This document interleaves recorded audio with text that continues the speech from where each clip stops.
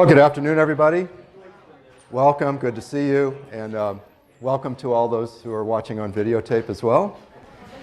I want to clear up. I realized after the last lecture that I didn't explain the idea of peak memory utilization very well to you. So I want to just explain that. It's an important idea, and I want to make sure that we have it clear. So if you recall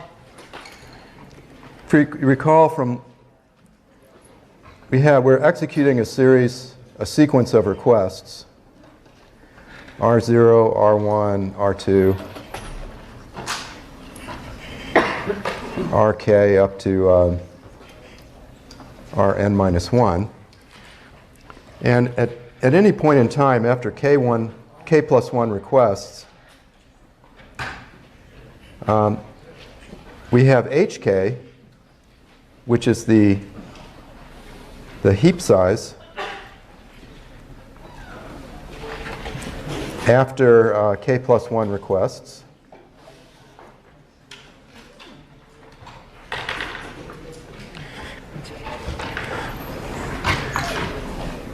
And then we have PK, which is the aggregate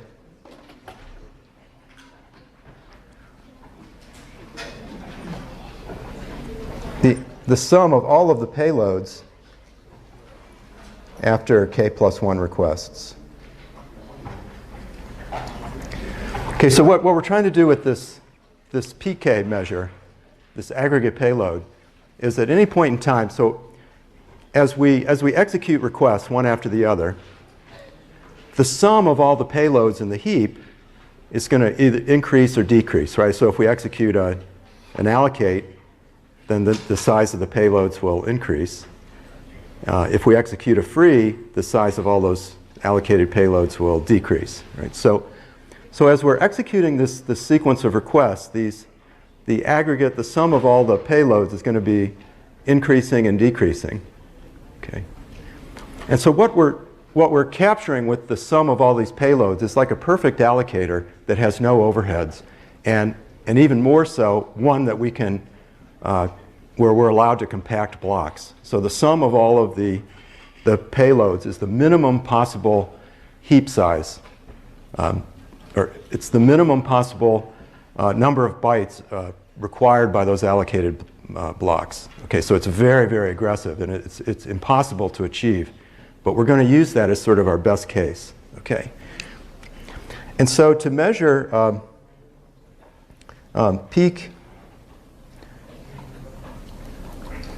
peak memory utilization,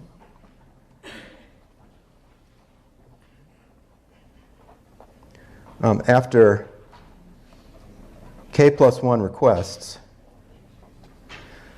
which will denote U of K, that's going to be equal to the max for all I less than or equal to K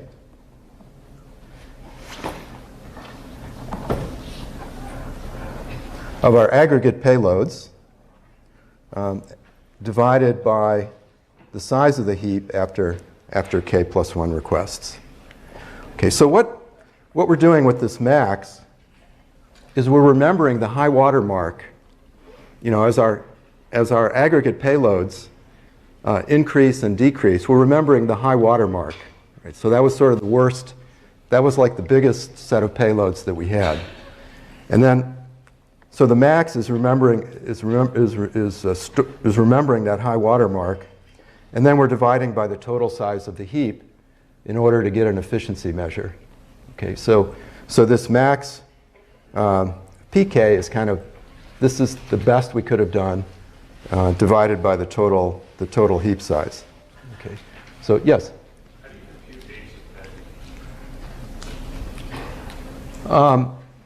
Well, the allocator keeps track of how big the heap is. So that's pretty easy, right? So every time it calls sbreak, it just that adds to the size of the heap. And remember, we're assuming that the heap in this case is always increasing. Okay, so but even if we allowed the heap size to decrease, you could just if the allocator is controlling the size of the heap, by calls to sbreak.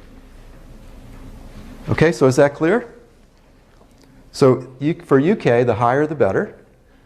Okay, and for any sequence of allocates and frees, this max PK will be the same. Okay, that's constant, right? But what varies is h of k, and that depends on how efficient your allocator is using the heap storage. Okay, yes, question?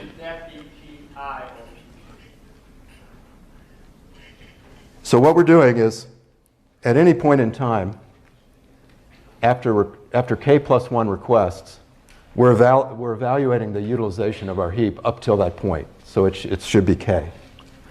I mean the max I smaller than or equal to k. Then for I less than or equal to k. Here it should be pi or pk. Oh, I'm sorry.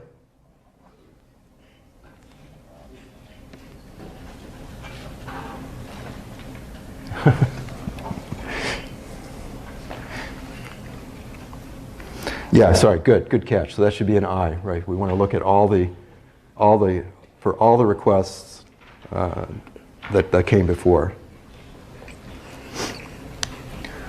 Okay, any other questions? Okay.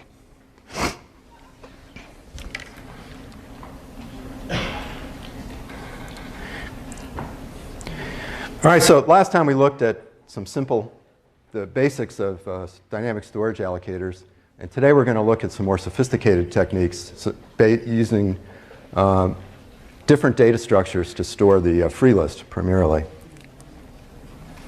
We'll look at implicit allocators, so we'll get a sort of a brief survey of how garbage collectors work, and we'll just look at just one very simple kind of garbage collector, but it'll give you an idea of what that means.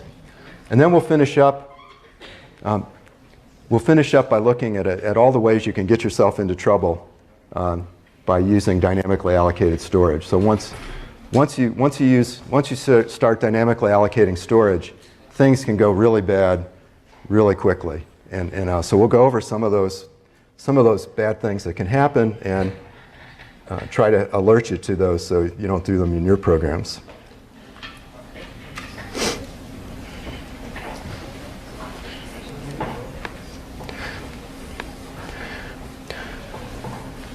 Okay, so we looked at how to store a free list in this sort of implicit form by just walking the entire heap and thereby sort of being able to visit all the free blocks.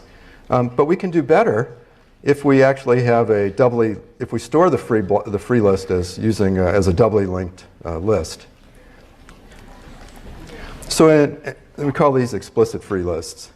So the idea with an explicit free list is that we put pointers. We put the pointers that implement the doubly linked list inside the body of a free block, so where the old payload used to go. So allocated blocks look exactly the same as they did before, right? There's a header, boundary tag, optional boundary tag footer, and then the payload and any padding. Free blocks, though, the allocator is not allowed to touch anything inside the payload of an allocated block. But free blocks are free, right? Nobody's using them, and so the allocator can put the pointers that implement the data structure inside what was the old payload. So logically, this is just a simple doubly linked list, okay, that you've all seen before. But actually, these things can be anywhere in memory, right? And so, here we have a block of size 6, and it has a forward pointer that points to some other link, and it has a backwards pointer that points to this block, which happens to have a greater memory address than it. Okay, so just the idea is you can't, unless you go to great pains to maintain this sort of address-ordered structure, these blocks can be sort of scattered anywhere in memory. So does it happen only after several times of malloc? Oh yeah, so this is after several, just sort of indefinite number of mallocs and frees. And yes? What if you were to free a block that was between two free blocks? Oh yeah, good question. So the question is, what would happen if you freed a block that was in between two free blocks? And so you have to coalesce. It gets a little tricky, and I'll show you in a second. Good. Now allocating. Oh yes, questions. So what happens with locality in the previous slide? So the question is, what happens with locality? So you still get block locality. Blocks are still contiguous. So if you're scanning sort of a set of allocated blocks, it would be better if you could keep them all contiguous, right? So that's really, and so there's a, that's a trade-off. It gets difficult if you think, how can you maintain, so you don't really care about the locality of free blocks, right? You're just walking a linked list. No, I shouldn't say that. If you're walking that list, if you hit one free block, it would bring in a whole page. So it'd be better if you were walking, if the list, if as much of that list was contained within that page. So even that's, so you would benefit. You could benefit with both allocated blocks because applications would be using them, and with free blocks because the allocator would be walking that free list. So, question? So to iterate on that, would it make sense to try to have the programs try to pass additional information into your allocator so it can sort of pre-predict? So even though say you're only allocating an integer or a couple or a small structure, if you know in the future you're going to allocate 1,000 of them, somehow pass information over to let the allocator learn that you're going to try to. You've allocated a couple, so you're probably going to allocate a bunch more. That's a really good question. So the question is, would it be possible for an application to sort of give hints to the allocator that would improve the allocator's performance or memory utilization? The answer, you absolutely could. But if you did, it wouldn't be a general purpose allocator. So like malloc is a general purpose allocator. So it provides there's no option. It doesn't provide any arguments in its interface for passing that information in. But it absolutely, if it had some knowledge about the future behavior of a program, it could benefit, right? So especially like consider, you always have this decision when you place an allocated block, whether to split that block or not. Well, if you knew that you were going to get a request, if you split that block and you knew that you were going to get requests coming in the future for sizes of the original block, then you wouldn't want to split it, because then you would just keep it unsplit, and then when you freed it, then you'd have a block that would be the right size for that future request. And so you can absolutely benefit from that. And so although you can't, if general purpose allocators, there's no provision for that kind of hinting, but there's nothing to prevent an allocator from doing predictions based on the previous pattern of requests. So if you're getting a pattern of requests that's alternating large block, small block, large block, small block, you could exploit that. Maybe predict that the next request will be for if the previous request was for a large block, the next one might be for a small block, and you could. That's a good question. Any other questions? Was there? Yes. Are there any intelligent allocators that use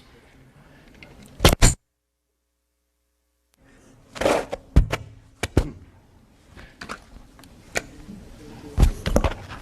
I don't know. So the question is, are there intelligent allocators that do that kind of prediction? And if there are, I don't know of them, but I wouldn't say no. Yes.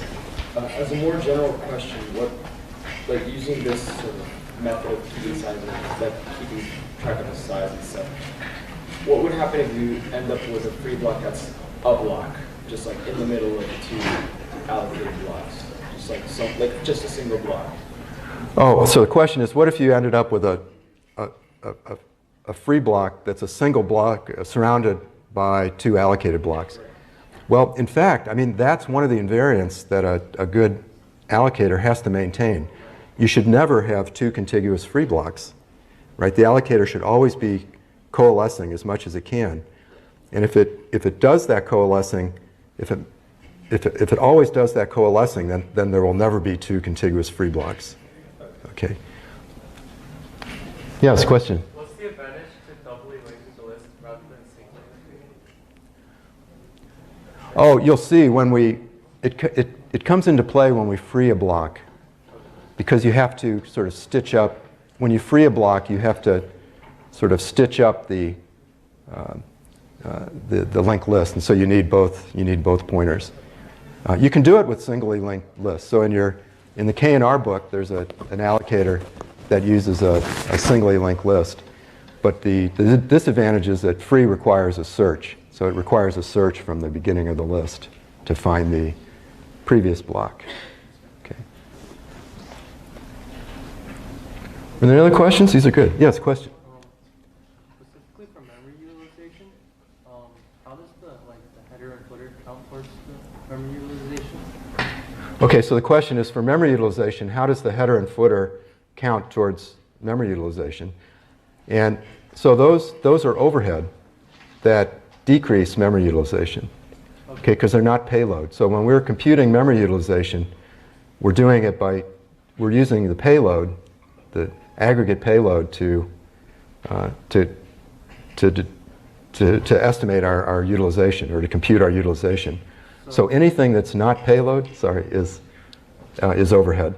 Okay, so if we had an overhead of one word and everything we allocated was also one word, then we would have a 50% memory utilization. So if all of our payloads were one word and our overhead was one word, then there'd be 50%. Okay. Yes? If you have the book list pointers to next and previous free block, do you still need the footer, the boundary tag? Yeah, so the question is, do you still need a boundary tag if you have these next and previous pointers? And the answer is yes, absolutely. And you'll see in a second why. Yes? So if you have pointers for next and previous, so if they want to allocate a smaller amount of space than it would take to have two pointers, you have to allocate a larger amount of space. Okay, that's a really good question. So, what do you do if you have next and previous pointers? What happens if there's a request for a smaller block? So the answer is that all of those things, the header, the footer, the next and previous pointers, impose a minimum block size. So if you have a one-word header, one-word footer, one-word prev, and one-word next, then your minimum block size is 4 bytes, and that would be with a zero-sized payload. So you can never allocate a block smaller than your minimum block size. So that's a very good question. So it makes a difference, right? Even though we're, it looks like we're getting these pointers here for free, but we're not really because of this minimum block size requirement. Yes? So is there a way to, going back to the idea of the locality, is there a way to force to allocate a gigantic block and then force malloc to give you specific parts of that? So say you want say you want to allocate 100 structs. Can you allocate the size of 100 structs and then say each of the, or I guess you want some value structs, otherwise you'd use an array. But if you wanted to take the first half and make them structs and take the second half and make them integers or something, and basically say all of the stuff in my program should be contiguous instead of separate the key. So it's you're explicitly asking for that one gigantic block and then splitting it up. Yeah, okay, so the question is, can you just get one large block and then split it up? And I guess you're assuming that the request would be for equally sized objects, right? So this, and that's a really good strategy, actually. So if you know, or if you think that your workload is going to have, now you can't do this in general purpose allocators, but for a special purpose allocator, if you know that you're going to be asking for objects that are all the same size, like compilers, for example, maintain abstract syntax trees, and they're allocating nodes dynamically, and those nodes are the same size. So if you can exploit that by just allocating a large chunk, and then allocating all the objects of that size out of that chunk. It's very efficient. You don't even need pointers or anything. All you need is a bit vector to tell you which chunks are allocated and which chunks are free. And you also, as a side effect, you'll get that contiguous access. So if a program accesses those objects, like to be part of a linked list or something that it was going to traverse, you could allocate those in order and contiguously. Now with a general purpose allocator where you don't really know what's going to be requested, It's assumptions, just generally, and saying programs are probably just going to allocate some small stuff. So you need a couple of bit vectors of small things. Absolutely, you could do that. You could make general assumptions about the sort of behavior of your programs, and you could run traces, or like in the case of MalloClab, you could look at the traces. But that's a really good thing. You can't just like do if statements to say, well, if the size is 42 and then the next size is 24, then I know it's this trace. But you can look at a trace and say, there's an interesting pattern here. I'm going to account for that pattern. I'm going to optimize for that pattern. And and that's perfectly valid. That's just like taking advantage of your workload, right? That's what we do in systems all the time. Yes? Since we're using pointers, so say we have a large payload that we need to allocate, why can't we divide it up and at the end of the first part of that payload just have a pointer to the remaining part of the payload which is stored in some other part of the heap? So the question is, why can't we sort of have separate areas of the heap for the pointers and the payloads, right? So how about we split up the payload and then join them up with pointers, like not have them contiguous? Why not? Okay, so the question is, why can't we split up payloads and link them together with pointers? The answer is that the application is expecting a contiguous block. Allocator can't put anything in the payload, right? All it's allowed to do is return a contiguous block of the size that the application requested. And once it does that, it can't touch it. Okay. All right, good. All right, so let's look at how we'd allocate and free. If we have this explicit list, how we would allocate and free blocks. So allocating is pretty simple.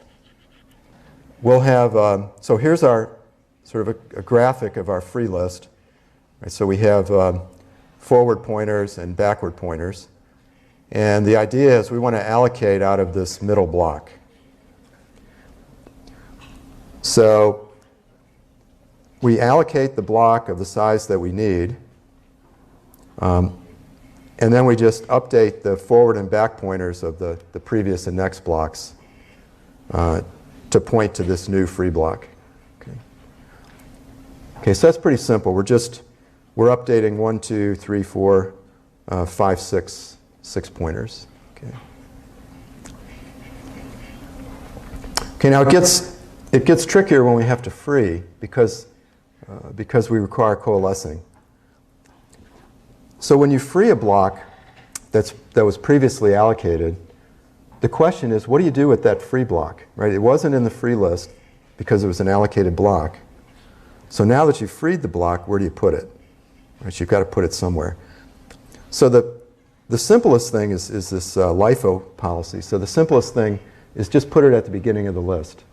So the last block freed is the first block allocated, if it fits. Okay, so that's so-called LIFO. Now this is simple because you're always doing the same thing. You're just putting the block at the beginning of the list. And it's constant time. You're just updating a few pointers. Okay. But the studies suggest that the fragmentation can be worse than the alternative technique, which is to keep the blocks ordered by address. Okay, so if you choose this address ordered policy, when you free an allocated block, you're going to somehow place that block in the list so that the previous block begins at a smaller address and the next block begins at a larger address. Right, so this generally involves some kind of search. Right? you're just given this allocated block, and then somehow you've got, and you know its address, and so now you've got to somehow search the free list to find the proper place to insert it. Now, I suppose you could do better if you had some kind of, so if you could speed up that search with some kind of balanced tree, that would be one option, right? But then the problem we always run into with balanced trees, and usually one student, at least somebody always tries to implement malloc with some kind of balanced tree, red-black tree or something, and it seems like a really good idea, but you have to realize that you're competing with other techniques, specifically segregated lists, that are very fast, that have very small constant factors. And even though ordered lists are, I think, it's usually n log n to update an ordered tree, a binary ordered tree, the constant factors can be quite large. And so you usually get nailed up with the constant factors of maintaining the tree. And you don't get help. The search time is log n, but as we'll see with segregated lists, in the limit as the number of different size classes increases, the search time approaches constant time. And if you have size classes that cover ranges of powers of 2, then the search time reduces to log time anyway, because the size of each class is sort of now logarithmic, the log. So, I would suggest, just doing the simple thing. Usually, whenever you're dealt with sort of large design space like malloc, you're better off doing the simple thing, and then optimizing only when you see that that you need to optimize. Okay, so remember last time we talked about this trick to eliminate the boundary tag footer and allocated blocks. That's an example of an optimization you should defer. Right, so that do the simple thing, and then try to improve incrementally by this optimization or another optimization. So there's this phenomena. A lot of programmers make the mistake of what we call premature optimization. So they try to think of all the fancy things they can do, and then they put all those in at the beginning, and before they even know that it needs to be optimized. Okay, so the way you want to work on this in any sort of complex problem like an allocator is to first do fairly simple things, and then look and see where the slowdowns are, your inefficiencies are, and then just sort of hit those one after the other and optimize only for the things that are necessary. And this is a good example of that. Okay, now to get to your question about freeing.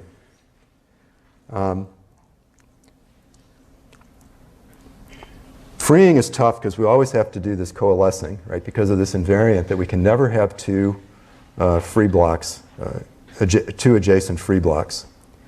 So let's go through each of those 4 cases that we went over last time and see how we would do it now that we have this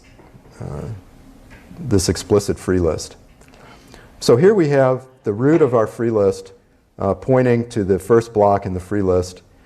There's a null back pointer, and then there's a null prev pointer, and then the next pointer points to some unspecified block. And so we have this yellow block which is allocated, and now the application is called free with a pointer that points to the beginning of this block. So what do we do? Well, this case is pretty simple because there's no coalescing, because both the predecessor and successor blocks are allocated. Okay, so this newly freed block now becomes, we're going to do a LIFO policy, so this becomes the first block in the free list. And so we update the root to point to this newly freed block, and we update the forward pointer of that block to point to what used to be the first block in the heap. Now I'm going to be careful. It's a little bit confusing because we've got sort of 2 notions of like previous and next, right? There's given some block, there's the predecessor block in memory, which may or may not be allocated or free, right? It may or may not be in a free list. and there's a successor block. Okay, so we'll use predecessor and successor to distinguish adjacency in memory.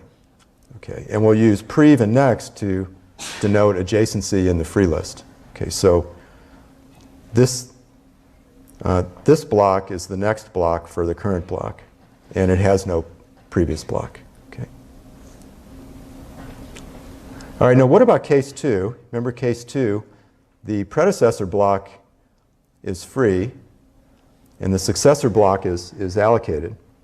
And now we want to free this, what was an allocated block, denoted by yellow. And we have this predecessor block is part of the free list, right? So it has previous and next blocks that are just part of the free list. Right? So our root points to the first block in the list, and then eventually you get to this free block, which points to this free block, which points to this free block. Okay, so what we have to do then is we have to coalesce these two blocks into one big free block.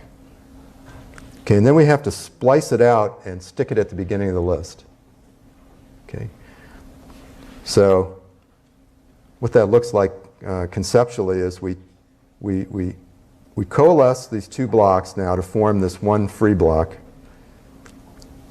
and then we splice it out by having what was its previous block now point to what used to be the next block, okay, of the current block. Okay, so this the pointer from this block now points to this block. Okay, and then so we've effectively spliced that current block out of the free list, and then the root, we have the root point to that block, so that's now the new first block in the list.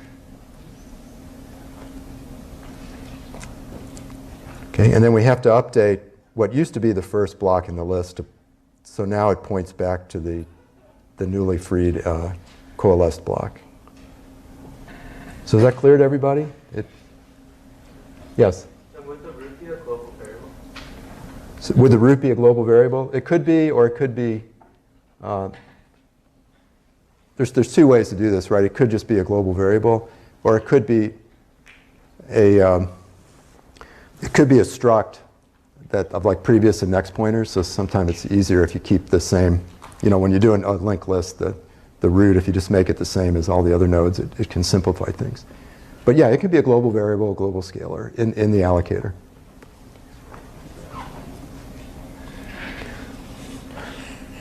Okay, so now one thing that comes to mind, there is an optimization that we could do. In this case, do you see when we coalesce, we could just leave that block right there in the free list, right? Although we've adopted, so the examples I'm going to show you are assuming a LIFO policy for insertion. We could just leave it there, right? And just don't update anything. Just create this newly coalesced block, and then we don't require, in this case, we wouldn't require any free list manipulation. Okay, but that would be one of these optimizations, right? Now, case 3, if you recall, is the case where the predecessor block is allocated and the successor block is freed. The successor block is free. So in this case, what we have to do is we have to coalesce the newly freed block with the successor block, and then we have to splice it out in just the same way we did in case 2. So we splice it out of the list, and then put it at the beginning of the list by pointing the root at it, and then updating what used to be the first block in the list, updating its back pointer, its prev pointer, to point to this newly coalesced block. Okay, so this is completely symmetric with the case that we looked at before, but now we no longer have, it's a little bit trickier. If we just wanted to leave this block in the free list, we'd have to update all these pointers to point back to the beginning of the newly created block. Okay, so there's, so in this case, there's no performance optimization, right? We're still updating the same number of pointers, whether we put it in the beginning of the list or if we splice it, or if we leave it there. Okay, and now case 4 is the that's the case where both the predecessor and successor blocks are free. So we have to apply the same splicing technique to both the predecessor block. We have to create this new coalesced block, and then we have to splice.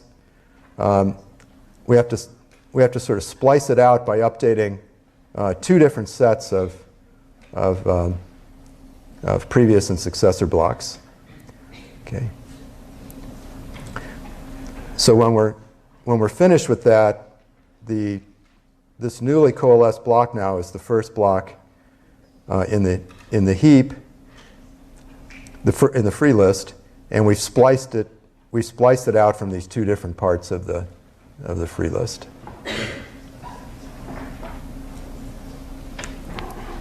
Okay, so any questions about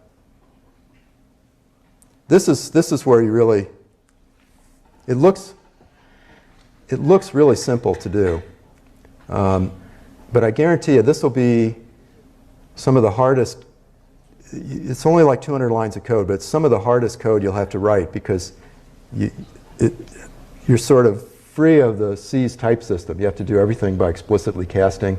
These pointers are just in the middle of arbitrary blocks. And so it looks simple with the diagram, but you're going to have to be really careful when you do this. In fact, what I would suggest, the best suggestion I can give you is to start with the implicit list allocator that we describe in the book, which is too slow to get any credit. It's a terrible allocator, but it contains all the basic ideas.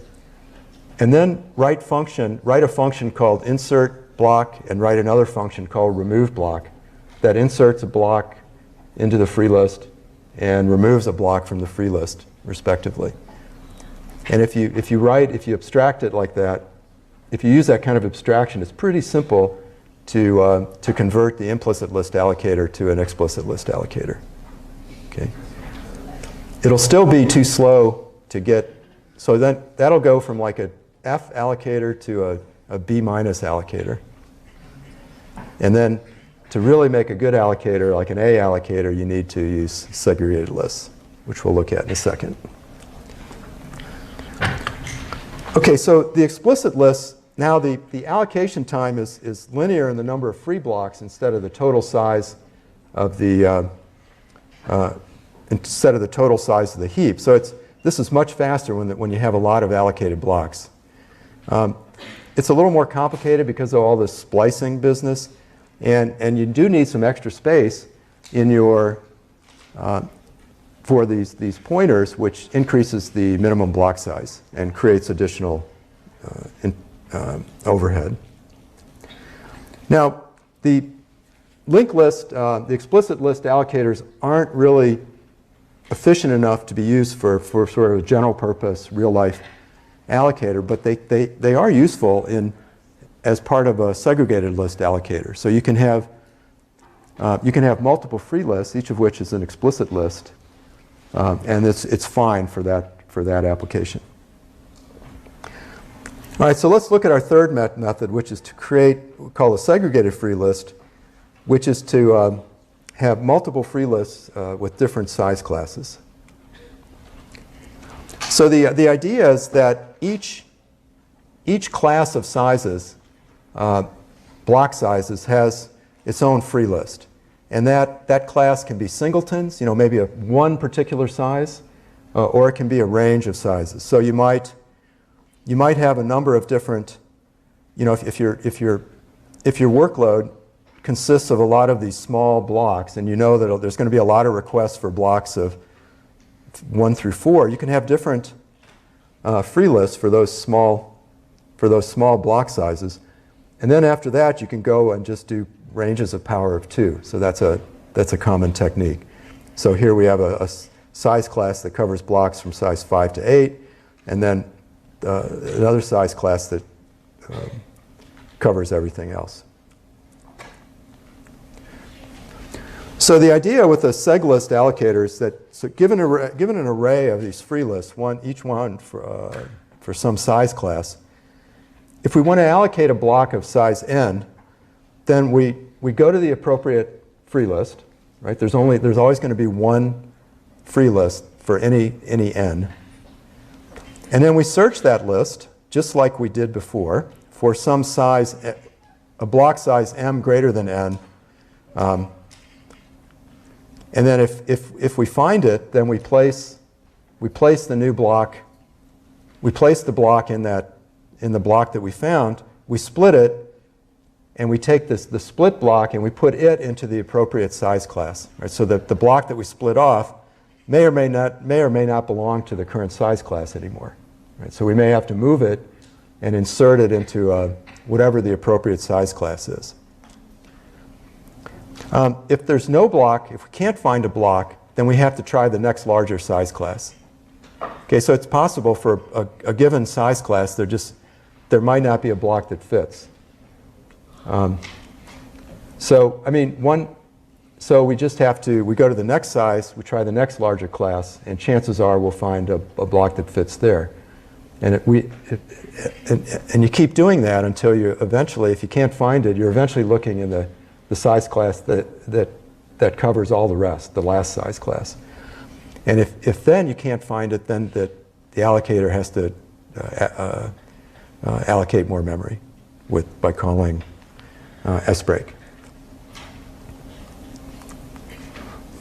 Okay, to free a block, you coalesce, like before, and then you place it on the appropriate list. So that's straightforward. And again, you have this option to try to maintain the list address ordered, or just do the simple thing and put it at the beginning of the list. Okay, so seg list allocators are by far the best type of allocator, because they offer you improvements in both performance, throughput, and memory utilization. So they're faster, they have higher throughputs because the individual size classes are smaller than just like the one giant free list. But also you're searching, you know that the list that you're searching is going to be close to the size that you're looking for. So the chances of finding something quickly in that particular size class are higher than they are if you're just searching a single free list that holds all different size classes. Okay, so search is faster, so that increases throughput. But the big thing about seg list allocators is that, like we talked about before, they approximate best fit without sacrificing performance. Right before, if we wanted to do best fit on a free list, we had to search the whole free list and then choose the block that fit the best. In this case, we get best fit for free by virtue of having these size classes. Okay. And so this is, this is how you can improve your memory utilization. Yes? Is sbreak constant time? So, for example, if we run out of space in our heap, should we just allocate n more bytes, or should we allocate a bit more so that next time? Oh yeah, good question. So the question is break constant time? It is, but it's very expensive. So it's a syscall, so it has to pass from user space into the kernel. That involves changing contexts, changing stacks. So syscalls, generally, you can count on a syscall being like several hundred microseconds. Okay, it's a non-trivial overhead. And so in that case, you want to amortize the cost of the break by allocating a somewhat larger chunk. But you have to be careful. If you allocate too large of a chunk, then your memory utilization goes down. So it's a trade-off. Right? It's another one of these space-time trade-offs. Question? Where do you store this array of free lists? So where do you store this array of free lists? So you store it in the beginning of the heap. Yeah, in fact, for your malloc lab, we require you to do that. We don't know. And the reason is we can't, that array affects, in some small part, depending on how large that array is, it affects your memory utilization. And so it should be at the beginning of the heap.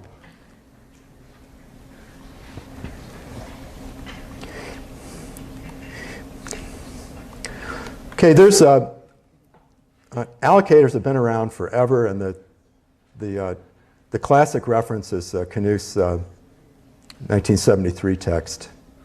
And there's also this great paper, which you can get from the book's website, from 1995, that does a survey of, literally dozens and dozens of techniques. We're just scratching the surface here. So if you're really interested in this stuff, that paper is a fascinating read, and it may give you some ideas for your lab.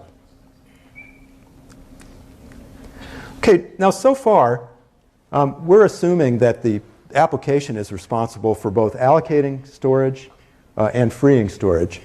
But there are a form of memory managers called implicit memory managers that do the freeing for you. So applications allocate space, but they never have to worry about freeing space. The system does that automatically. And so the idea is to identify so-called garbage, so areas of memory that can never be referenced anymore, and then free up those blocks. Okay. So what's garbage? Well, here's an example. We have a function foo that mallocs 128 bytes and stores the address in this pointer p. And then at some point, when it returns from foo, this pointer is lost forever, right? Because p is a local variable on the stack.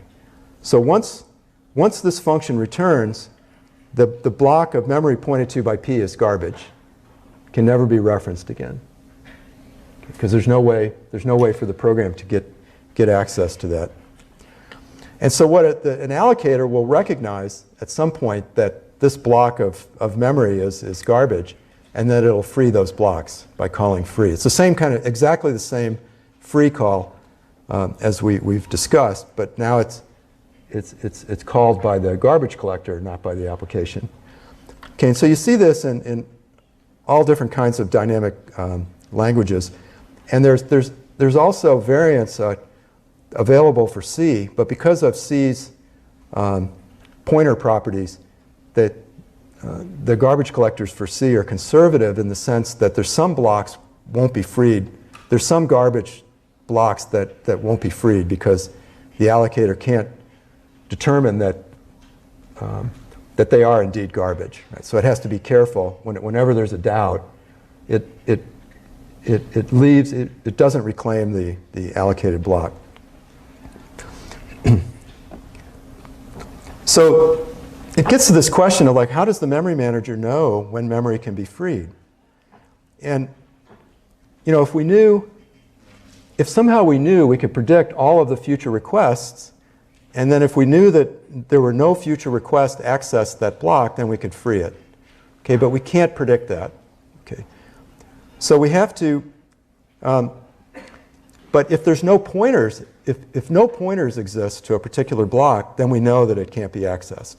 Okay, and so that we can predict, right? If there's some way we can sort of scan the program, identify, or scan the memory, identify all the pointers in that memory, and see which blocks are pointed to, and if they're not pointed to by any pointer, then they're garbage by definition. Okay, so to do this, though, it's difficult. So first of all, the memory manager has to be able to distinguish pointers from non-pointers, which we can't do in C, right? They're just these integral values, right? We don't know. It could be. We see this large integral value, this large long 8-byte value.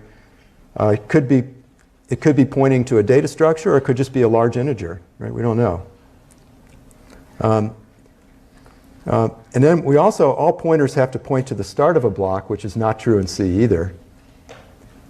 Okay, so if we have a pointer and we identify that it's a pointer, then we know that it points to some block. If it points inside of a block, how do we find the beginning of that block?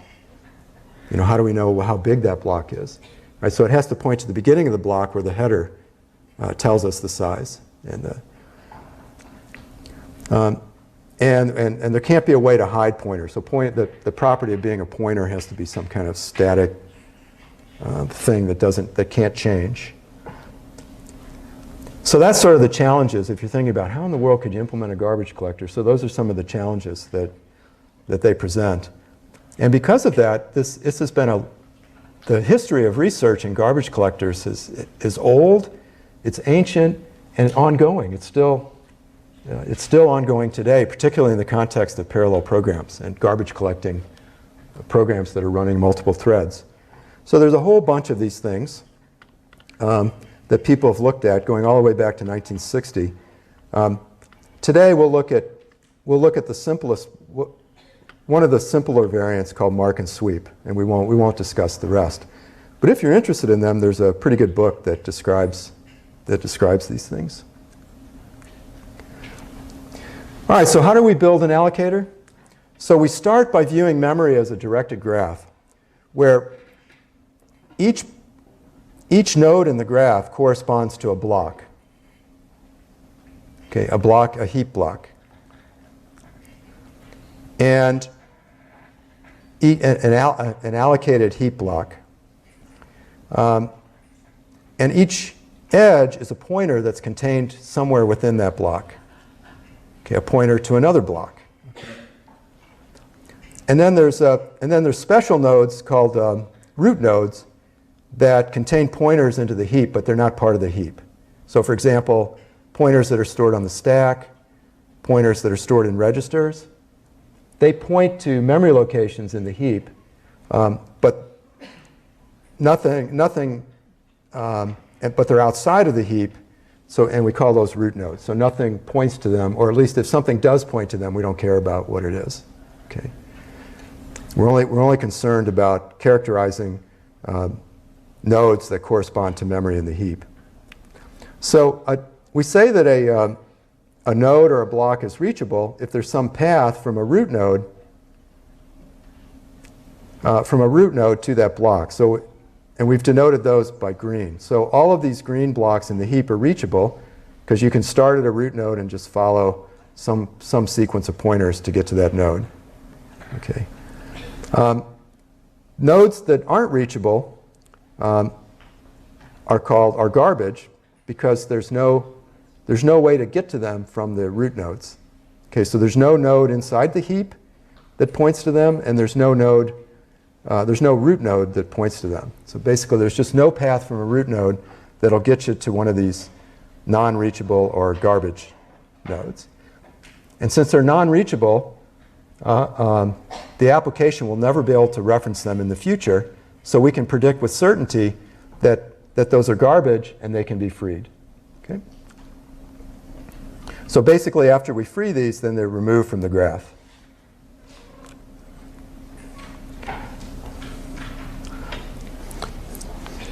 So now we can build a simple garbage collector on top of the existing malloc and free package. Right? So you implement malloc and free, just like before, and then the program calls malloc just like before, and you do malloc exactly the same way until you run out of space by whatever definition you want to use of running out of space. Maybe you have some kind of maximum heap size you're willing to use, or at some point the OS will just stop giving you virtual memory. When you run out of space,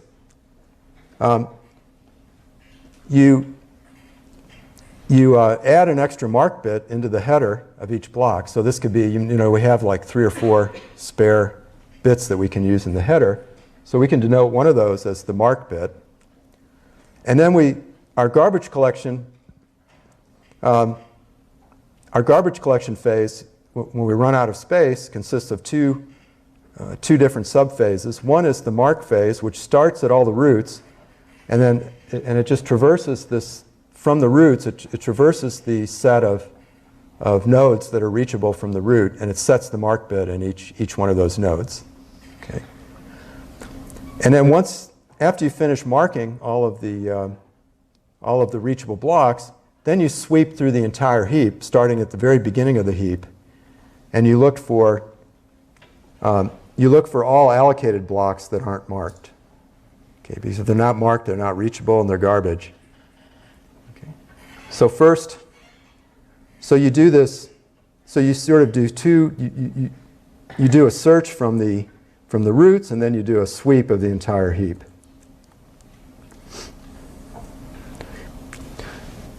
So let's say before mark we have before the marks phase we have a heap that looks like this. We have a single root that points to this block, and what we're going to do here, we're always going to point to the payload, right, of the block. It's just a convention that we use.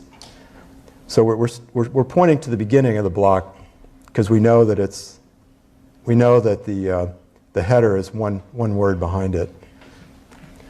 And so let's say, and in this case, the edges denote pointers that are contained in the block.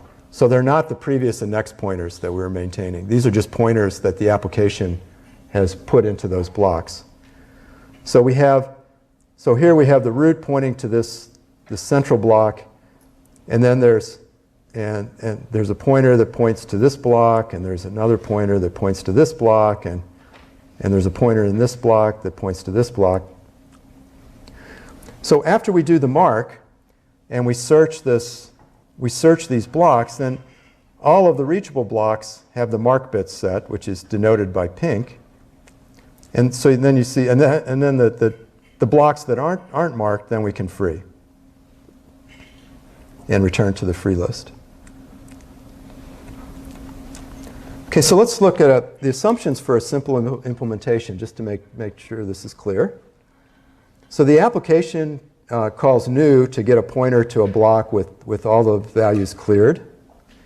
It calls read bi to read location I of block B, and it uses write biv to write a value v into location I of block B. And then each block will have a header word which we'll address as b of -1. And then the garbage collector has functions that it uses to identify whether its input parameter is indeed a pointer. Okay, so there's some way to distinguish a pointer from a non-pointer. And it can get the length of some block, not including the header, and it can get a set of all of the roots. So given those assumptions, our pseudocode for the mark step, it takes, so this initially is a pointer, a root pointer. Okay. And then we check, as our terminating condition, we check to see if that input is indeed a pointer, and if so, we return. Okay. And then we do a depth first traversal of the graph. So so we're doing a depth first traversal of the graph, and this is pointer is sort of our terminating condition for that depth first traversal. Then we check the mark bit, and if it's set, then that's another terminating condition. There's no reason to search. Once we find a marked node, we know that everything reachable from that node is marked. So we can terminate or return and just stop the search. If it's not set, then we set the mark bit, and then we look at each word in the block, and we recursively call mark on each one of those words. Now, each one of those words may or may not be a pointer, right? So if it's not a pointer, then mark will just return instantly, immediately. If it is a pointer, then it'll continue the recursive depth first search. Okay, so does that make sense? It's just the familiar depth first graph traversal that we all know about. Okay, and then the sweep. Sweep takes a pointer to the beginning of the heap. It takes a pointer to the first block in the heap, and then a pointer to the end of the heap. And then in a while loop, then it scans the heap, each block. If the mark bit is set, it clears it.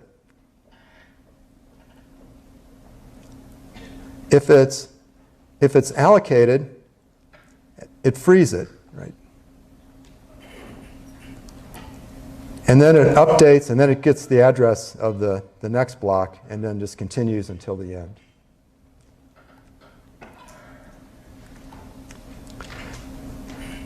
Okay, so how would we do such a thing in C, right? Because all of these assumptions I've made don't hold in C, right? You can't tell a pointer from a non-pointer. Pointers can point anywhere. So what you could do, so the big issue is that if we get some value, even if it is a pointer, it could point right into the middle of the block. So given that, so first of all, we don't know if that value really is a pointer. It could just be a big integer. But it also could be a pointer that's pointing into some data structure. So if it is a pointer, how do we find the beginning of the block? So what we could do is just assume that every value is a pointer, and then we maintain a balanced tree to keep track of all the allocated blocks. And so whenever we encounter a particular value, we would search that binary tree to see if assuming it is a pointer, if it falls within the beginning and end of some allocated block. Okay? If that condition is true, then we assume that it's pointing, that's a pointer to an allocated block, and we assume that that block is reachable. Now the reason it's conservative is because it really may not be a pointer, it might be this integer, and we'll assume it's a pointer and assume that the block that it purportedly points to is allocated. But it may in fact not be a pointer, and the block that it points to is garbage. Right? So with this scheme, we would leave some non-reachable blocks. We would indicate that some non-reachable blocks are really reachable. Okay, so now that we've got this great tool to dynamically allocate memory, we can use it in our programs and shoot ourselves in the foot in all different kinds of ways. Okay, so I'm gonna try to help you out here by identifying some of the perils and pitfalls that we can run into with memory-related operations or operations on memory. And errors involving memory are the worst kinds of bugs to try to find out. And the reason is that they're distant in both space and time. So let's say you write to the wrong memory location and corrupt some data structure.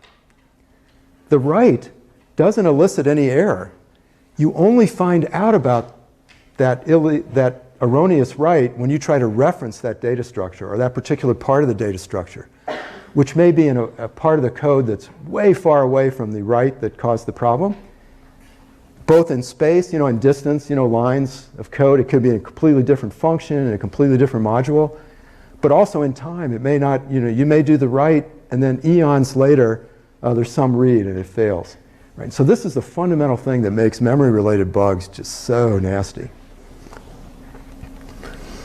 And another thing that makes them hard to deal with is people's misunderstanding and misuse of pointers. Right? So usually an erroneous write is either a misunderstanding of pointers or an improperly initialized pointer.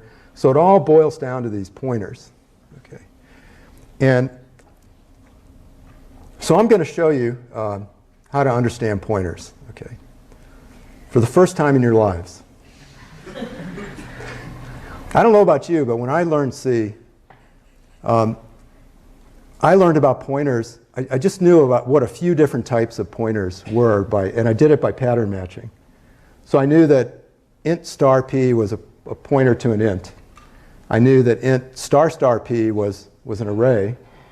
I knew that int star p open bracket, close bracket was also an array, just a different way to express that array. So I had a small handful of pointer types that I could deal with, but I had no underlying understanding of what that meant or anything. It was just pure pattern matching. And I'll bet you that's the way you do it too. All right, but that's all going to change today.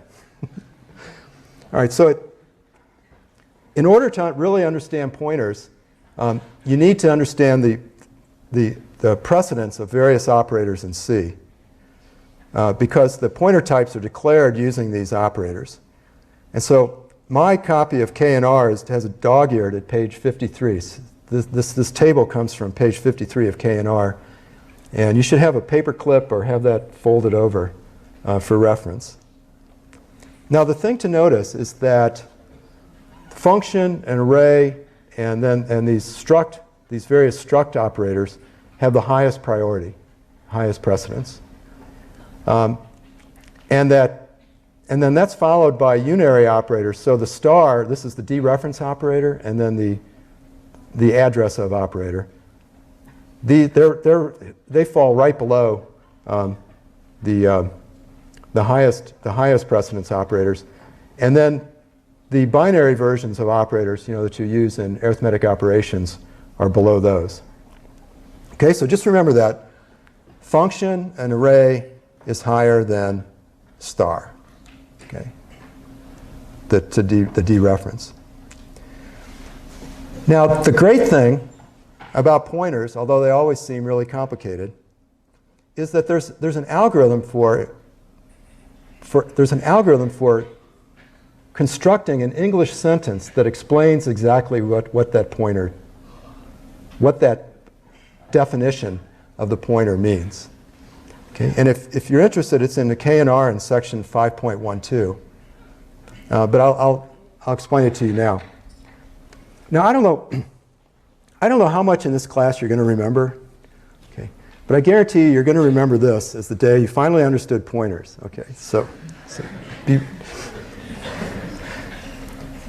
all right, so here's how it works. You always start at this is a definition of a pointer of some kind. You always start with the variable name.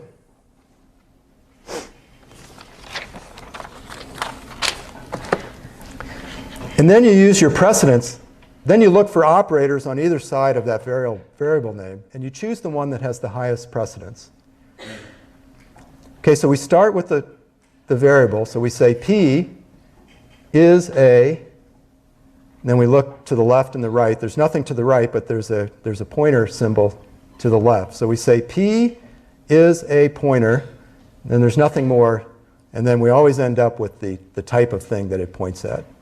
So P is a pointer to an int.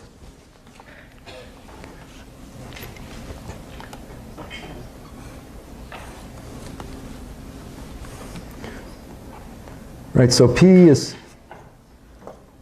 a pointer to some integer in memory. Okay, so we all know that one. That's pretty easy. Okay, what about the next one? You've probably seen something like this. Some programs declare argv using this notation. And so you can have an optional size or not. So we start out, we say P is a, well now in this case there's operators to the left and the right. Remember the array operator has higher precedence than the dereferencing operator, the pointer operator. So we say, so P is an array 13, array of size 13 of, so there's nothing more, so we go to the left, of pointers. So P is an array 13 of pointers to ints.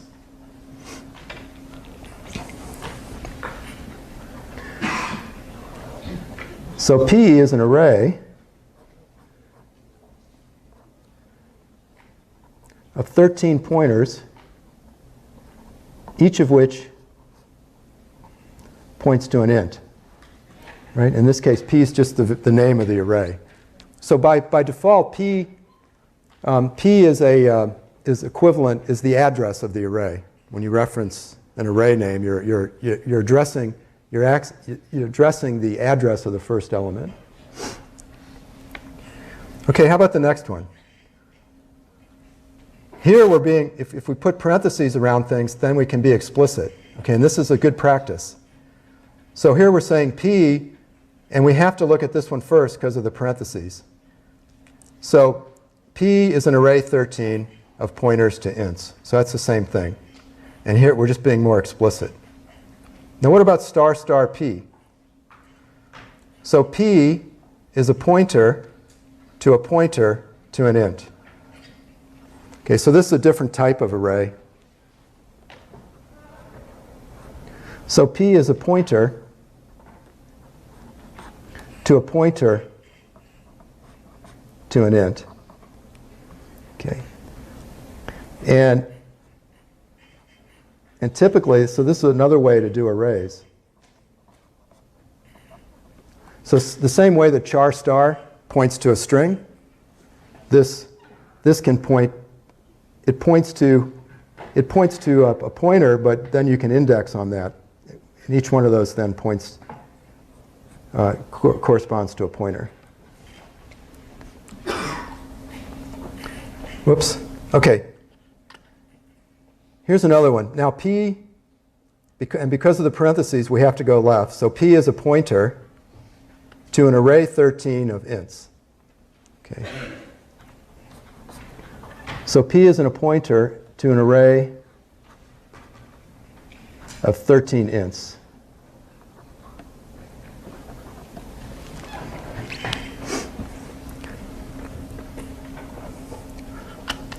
All right, now what about this one? F is a function is it a function or a pointer? F is a function, right, because of the precedence. So F is a function returning pointer to int. Okay, so if we go p equal F, then that returns, that initialized p to point to some int.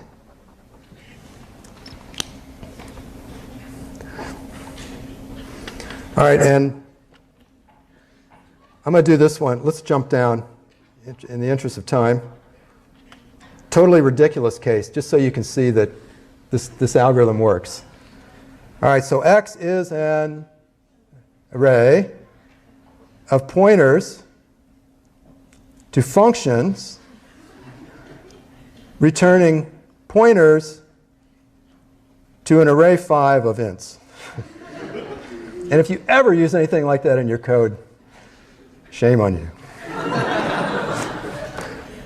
All right, so there you go. So that's, now you know, now you understand pointers, simple as can be, and all you need is page 53 of K&R as a handy reference.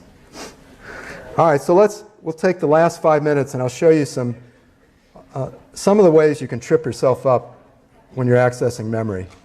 Okay, so first is the classic scanf bug. You've probably all done this, where you forget to pass it the address of a variable. Instead, you pass it the address. So scanf doesn't know where to put the data. Okay, another common mistake is to read uninitialized memory. So you can't really assume that your heap data is initialized to 0. So here we're mallocing an array of n ints, and then we're going through and we're updating this vector, this y vector. We're reading yi. We're taking y. It's yi equal yi plus aij times xj. Okay, so we're assuming that that malloc returns memory that's all zeros. So that'll get you. It's also easy to allocate the wrong sized object. So here we want to create an array of n pointers to ints. Okay, and then for each one we want to allocate m ints. Right? So this we're creating a two-dimensional array. And can you see the mistake? Which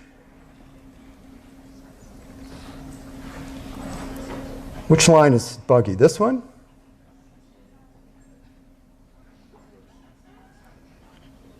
This one or this one? The first one, right? Because we really want size of int star. Right? So we're incorrectly assuming that ints are the same sizes as pointers. This is a classic, this assumption is true for 32-bit code. Ints and pointers are the same size, but it's not true for 64-bit. And so this is why when you port when people port 32-bit code to a 64-bit machine, a lot of times it breaks because they have this assumption. Okay, another way, it's easy to overwrite memory. So here we're correctly creating this array, but then when we create each of the subarrays, instead of I less than or equal to n, we only created n of these things, but we're traversing n plus 1 because of this less than or equal. So this is a classic off by 1 bug. Okay, another problem, you saw it with the code injection attacks from your attack lab, not checking the size of a buffer. So getS is a classic example of this. So that'll get you into trouble. Another classic mistake is misunderstanding pointer arithmetic. Right, so if you increment a pointer, then it's incremented by the size of the object that pointer points to. Right, so if you increment an int star by 1, it actually increments it by 4, because that's the size of an int. That's a really important distinction.